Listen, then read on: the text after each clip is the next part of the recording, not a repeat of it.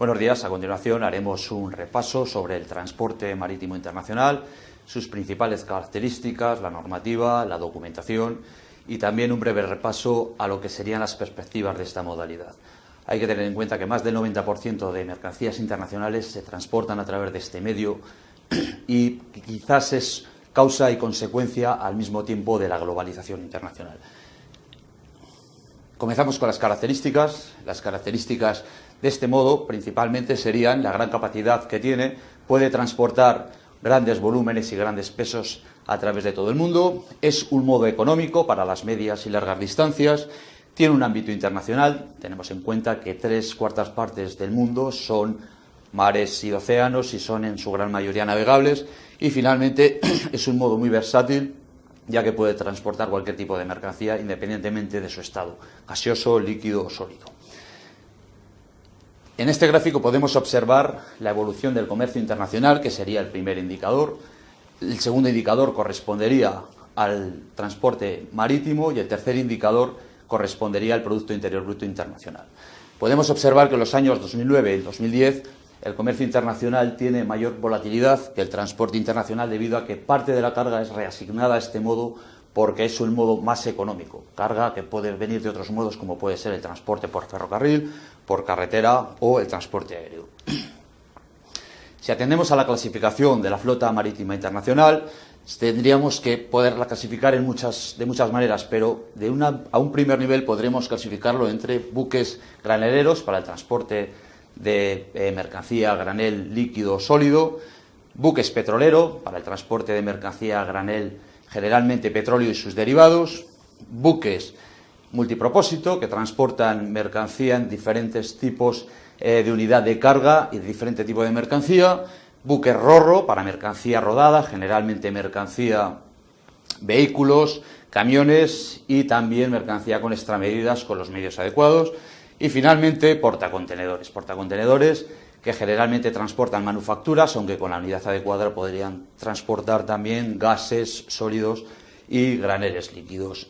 El portacontenedores es un medio especialmente eficaz para la transferencia de la unidad de carga entre diferentes modalidades, barco, camión o barco, ferrocarril, y también aprovecha los tiempos de carga y descarga, así como la seguridad, ya que la mercancía va contenerizada y precintada desde origen hasta destino. Si tenemos en cuenta este gráfico, las dos líneas inferiores corresponderían a la evolución en los últimos 10 años de la carga en barcos graneleros, líquidos y sólidos. La línea superior correspondería a la evolución de la carga en barcos portacontenedores. Podemos observar que los portacontenedores, debido a que es un medio especialmente eficaz, ha crecido muchísimo más en los últimos años. El contenedor es un modo que además aprovecha las primeras unidades de carga, es decir, los palés, sacos, bultos y bidones. También se puede aprovechar para mercancía fraccionada, es el caso de la mercancía consolidada, que a través de los agentes consolidadores y desconsolidadores se puede utilizar. Y generalmente suelen ser de 20-40 pies, aunque también podemos encontrar contenedores reefers para mercancía control de temperatura o refrigerada, contenedores tanques para mercancía a granel, líquido y sólido, y contenedores con aperturas laterales y superiores que son para mercancías con extramedidas o para mercancías con medio de carga especial. Si atendemos al modo de explotación marítimo, podemos observar que hay dos mercados fundamentales. Aquí tenemos mercancía general, sería el modo de línea regular, y también al otro lado tendríamos el modo tram para mercancía a granel y barcos sin itinerario ni periodicidad en sus escalas. Es decir, la línea regular tiene un itinerario prefijado, unas escalas, unas fechas, y el modo tram, sin embargo, solamente tiene un origen y un destino, sin tener prefijado los itinerarios.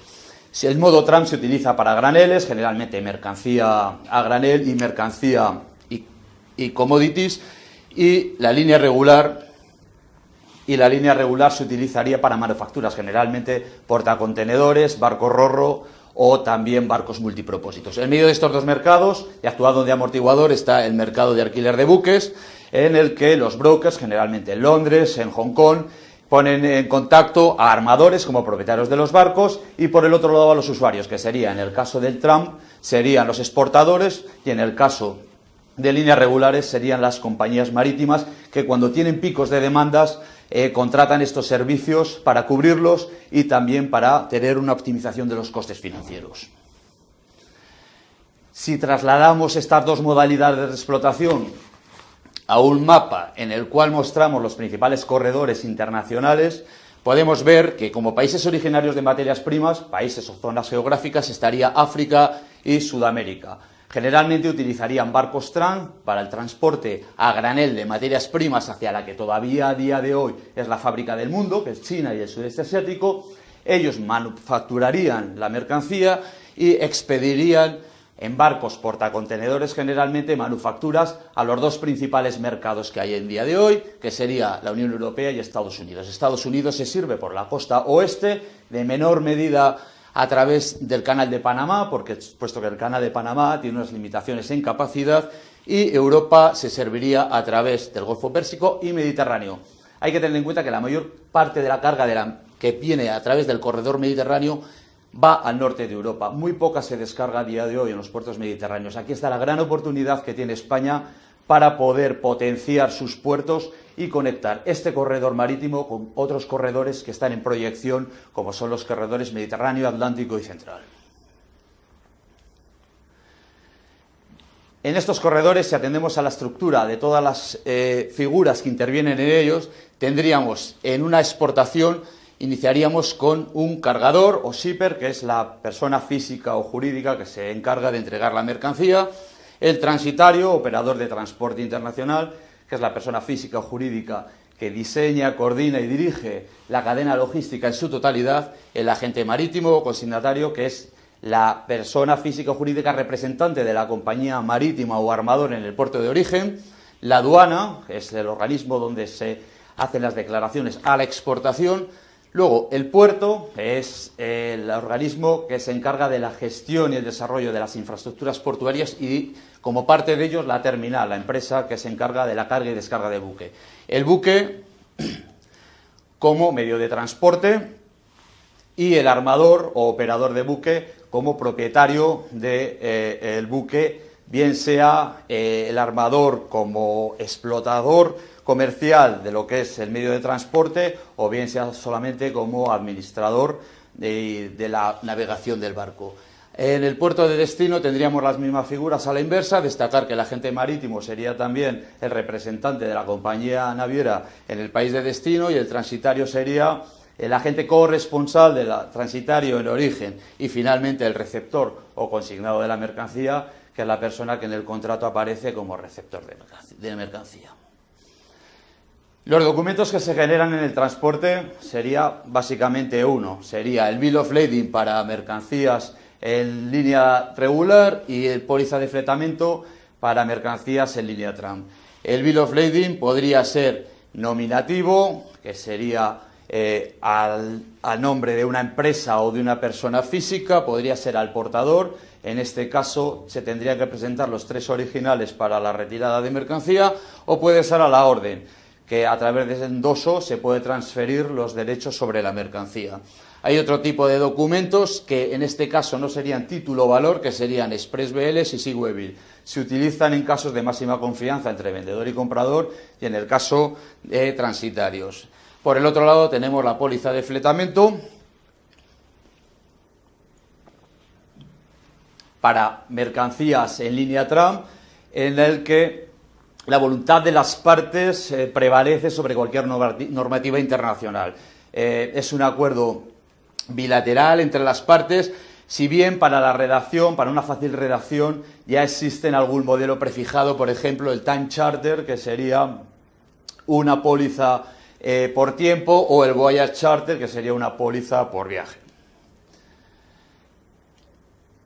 Aquí tenemos un ejemplo de Bill of Lading.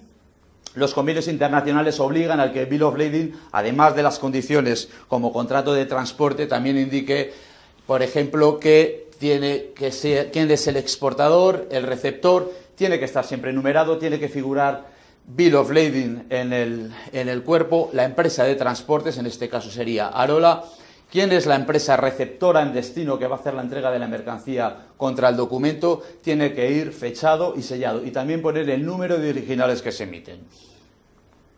En cuanto a la normativa que regula el Bill of Lading y el transporte internacional, no hay una normativa unificada a nivel internacional, si bien en España tendríamos el Código de Comercio y a nivel internacional tendríamos el Protocolo de la Haya-Visby, Convenio de Bruselas y finalmente las reglas de Hamburgo. Estas últimas, auspiciadas por Naciones Unidas, están llamadas a sustituir a las anteriores porque representan a veces abusos en las cláusulas de exoneración de responsabilidad.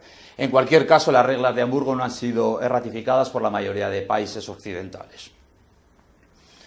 ¿Qué podemos hacer cuando necesitamos cubrir el riesgo de la mercancía más allá de los límites de responsabilidad? Pues contratar una póliza de transporte. Hay que decir que no existe un seguro a todo riesgo en el transporte internacional, si bien el más avanzado sería las cláusulas inglesas A más War Risk y Strike Risk, que serían las cláusulas de riesgo de guerra y riesgo de huelga. En cuanto a los costes en el transporte internacional, podemos ver aquí una factura, por ejemplo, de los costes de una importación en el puerto de Valencia y podemos diferenciar dos tipos de partidas. Una las que se generan en el puerto y las actividades relacionadas y otra lo que sería el flete marítimo internacional y sus recargos. Las primeras fluctúan menos y las segundas fluctúan con mucha más regularidad. El primer concepto que tenemos sería flete marítimo, expresado en dólares. El segundo concepto, un recargo por fuel del flete. El tercer concepto, THC, correspondería a la descarga del contenedor en muelle. El cuarto, security fee, los honorarios que se paga a la compañía naviera por la seguridad. Tarifa T3 y su gestión, correspondería a las tasas que se pagan en los puertos. Precintos, la gestión documental por la emisión o recepción del documento de transporte. International Ship and Port Security correspondería a los honorarios de seguridad, en este caso de la terminal, y finalmente el quebranto bancario, que cubre las fluctuaciones que pueda haber entre la moneda cotizada de flete y la moneda de pago. Hay otro tipo de costes adicionales que no se suelen tener en cuenta a la hora de proyectar una operación internacional, pero que pueden darse.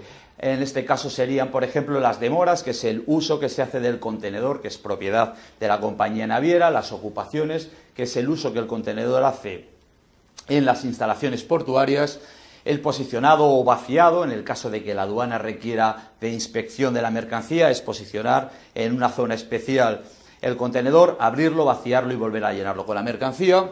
Los servicios técnicos de inspección en frontera para aquellas mercancías que necesiten pasar por PIF, y daños al contenedor que puedan ser ocasionados por la mercancía, y finalmente las conexiones reefers para aquellas mercancías que van conectadas a temperatura o están refrigeradas. Aquí vemos en este gráfico la evolución desde el año 2007 al 2011 de forma trimestral de los fletes internacionales. Podemos observar que tienen muchísima volatilidad y podemos también pensar que corresponde a la fluctuación de los precios del fuel en el mercado internacional, pero nada más allá de la realidad. Esto corresponde básicamente a la oferta y a la demanda. Las compañías navieras a día de hoy todavía prevalecen los planes individuales a las estrategias colectivas. Si atendemos a los circuitos que se han creado, podemos diferenciar tres circuitos. Uno, el circuito de la información. El segundo sería el circuito físico de la mercancía y el tercero, el circuito documental. En el primero se crea una información muy alambicada, es decir, entre los diferentes agentes que intervienen en la cadena logística, en este caso, no hay una comunicación fluida, actuando de forma independiente unos y otros. Hay que destacar que quizás sea el transitario el que a través de canales muy débiles, como pueden ser el fax o el email, es el que transfiere la información al resto de agentes. En el caso de la carga, ya hemos visto cuál es el circuito en las anteriores diapositivas en las que hemos explicado los diferentes agentes que intervienen, y finalmente el flujo documental. Se crean dos documentos, el Master BL, que es el máster que emite el agente marítimo en origen y se lo entrega al transitario en origen, y el House BL, que lo emite el transitario en origen y se lo entrega al exportador. Estos documentos originales el exportador se lo envía a su cliente en destino, al receptor, que le hará entrega al transitario corresponsal en destino para recibir la mercancía, y a su vez el transitario haría entrega del Master BL al agente de la naviera en destino para que efectivamente también le entrega la mercancía como transportista efectivo que es.